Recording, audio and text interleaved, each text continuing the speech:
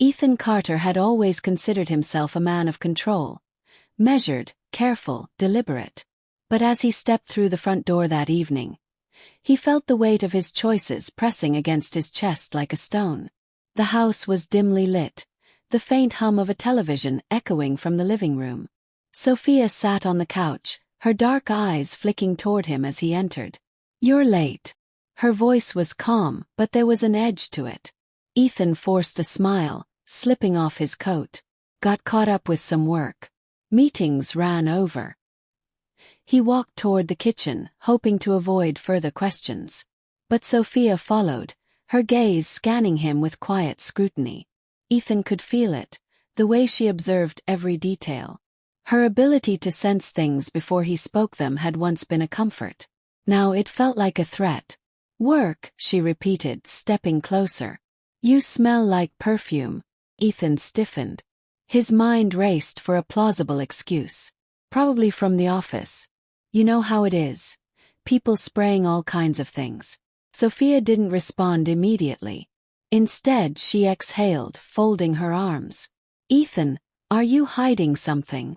Was heartbeat too long? "Of course not." He turned away, opening the fridge as if searching for something, anything, to shift the conversation. But his hands trembled slightly as he reached for a bottle of water. Upstairs, a door creaked. A moment later, Daniel appeared at the top of the staircase, his phone in hand. Ethan's 17-year-old nephew had been staying with them for the past year, ever since his parents moved overseas for work.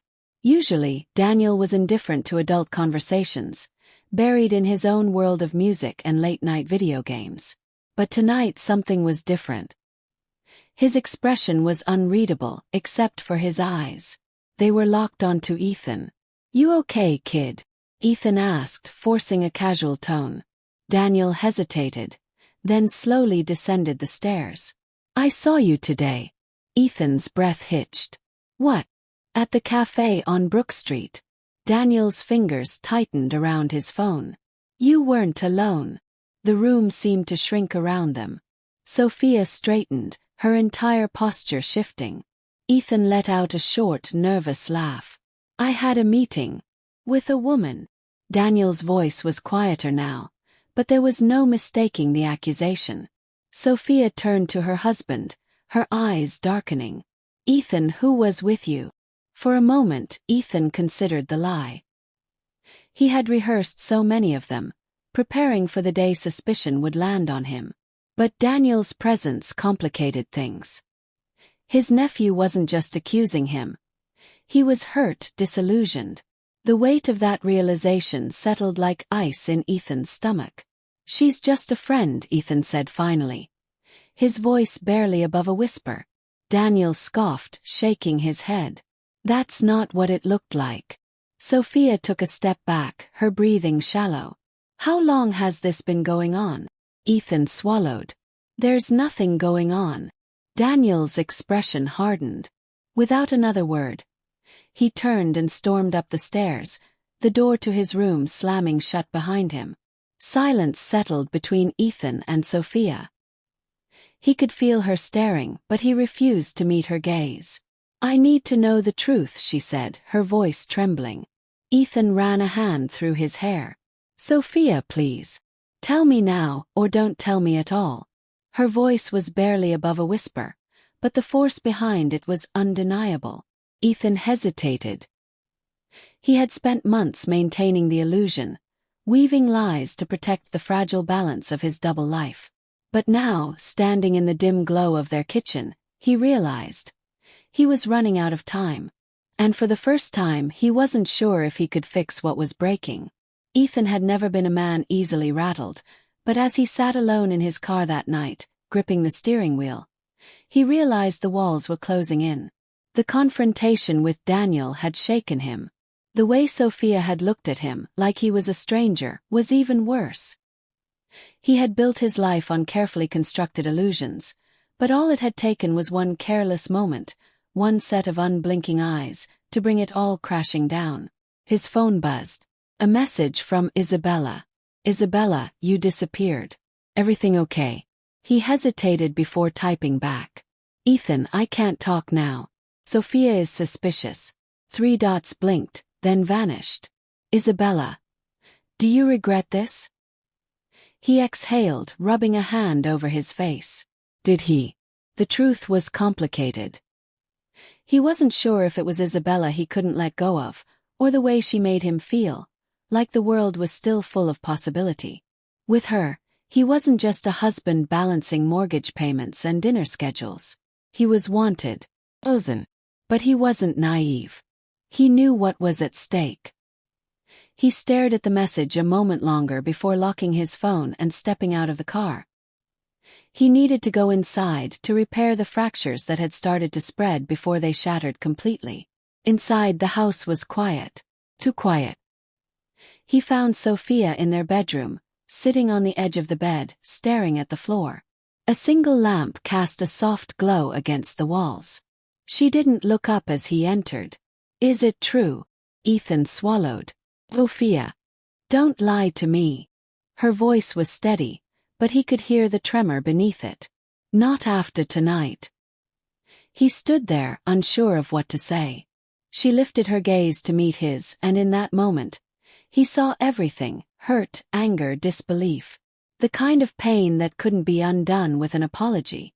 You told Daniel she was just a friend, she continued. Was that for his sake or mine? Ethan sat beside her, but she didn't move closer. A chasm stretched between them, wide and insurmountable. She doesn't mean anything, he said finally. Sophia let out a short, bitter laugh. Then why risk everything? He had no answer. At least, not one she would want to hear. Instead, he reached for her hand, but she pulled away, standing abruptly. I deserve the truth, Ethan. She turned to face him fully now, her voice rising. I've felt it for months. Distance. The lies. And I let it slide because I told myself I was being paranoid. But Daniel, her voice caught. Daniel saw you. Ethan ran a hand through his hair, frustration mounting. It wasn't supposed to be like this. Then how was it supposed to be? He had no answer for that either. Sophia took a deep breath, as if trying to steady herself. Do you love her? The question landed like a hammer. Ethan hesitated, but that was answer enough. Sophia's face crumpled, and for the first time in years, he saw her eyes glisten with unshed tears. I see, she whispered. A sharp knock at the door made them both turn. Daniel stood in the hallway, his expression unreadable.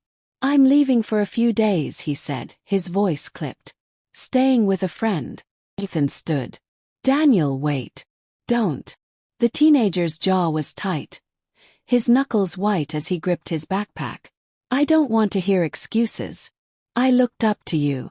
His voice wavered for the first time. I really did. With that, he turned and walked out. The front door clicked shut behind him, and the silence that followed was suffocating. Sophia turned to Ethan, her expression unreadable. You should sleep in the guest room tonight. It wasn't a request.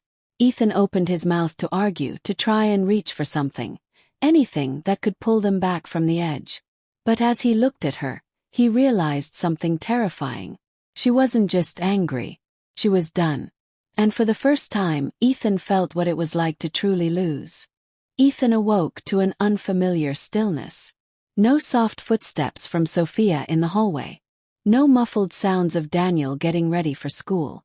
The house, once filled with life, now felt abandoned.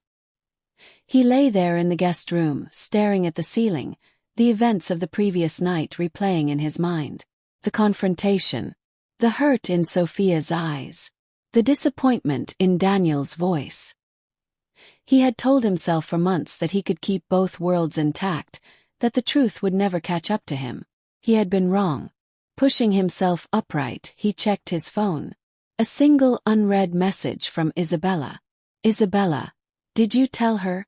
Ethan clenched his jaw before typing back. Ethan, she found out. A moment passed before her response appeared. Isabella, what does that mean for us? Was. The words felt heavy now, weighed down by the destruction he had caused. He had risked everything for stolen moments, for the thrill of something new. But at what cost? The sound of a suitcase zipper echoed from down the hall. Ethan's chest tightened as he hurried into the master bedroom. Sophia stood by the closet, methodically folding clothes into a suitcase. She didn't look up. "Sophia, please," he said, his voice strained. "Let's talk." She zipped the suitcase shut. "We talked last night. Then let me fix this." He took a step closer, but she remained still, her expression unreadable. "I made a mistake." She let out a sharp breath, shaking her head. "A mistake," she echoed. "No, Ethan. A mistake is forgetting an anniversary. A mistake is missing dinner. What you did," her voice broke, but she steadied herself. "That was a choice." Ethan swallowed hard. "I don't want to lose you." Sophia finally met his gaze, and what he saw in her eyes made his stomach drop.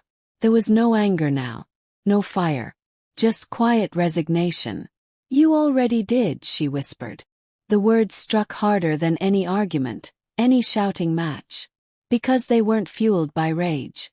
They were the simple truth. Car horn honked outside. Sophia grabbed her suitcase and moved past him without another word. Ethan followed her to the door. "Where are you going?" "To my mother's," she said, gripping the handle tightly. "Need time." "Ace." "And Daniel," she hesitated, her voice softening. "He doesn't want to be here right now." Ethan's throat tightened. "So that's it. You're just leaving." Sophia turned back to him, a sad smile on her lips. "No, Ethan. You left first." With that, she walked out, the door closing softly behind her. Silence fell over the house once more. Ethan stood there, staring at the empty space where she had been, a hollow ache settling in his chest. For the first time, he realized there was no fixing this. No perfect lie to undo the truth. No going back. And for the first time in his life, Ethan Carter truly understood what regret felt like.